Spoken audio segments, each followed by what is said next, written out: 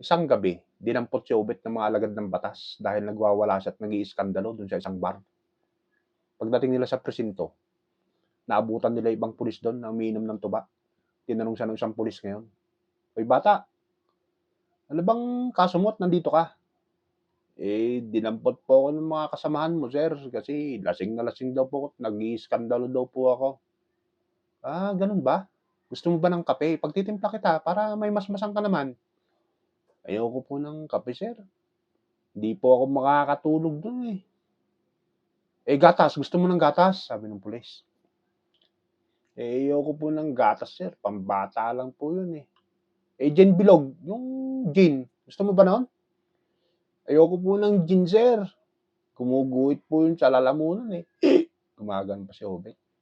Walang hiya naman oo, sabi ng pulis. Ito na lang tuba, gusto mo ng tuba? Ito kung ininom namin. Tumagay ka na lang.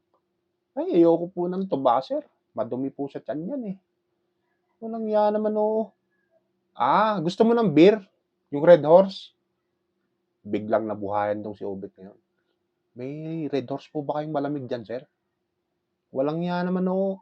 Kami nga tuba lang iniinom namin tapos ikaw bibigyan ka namin ng beer. Buddy, ikulong mo na nga to at baka mabwisit ako, pulutanin ko pa to.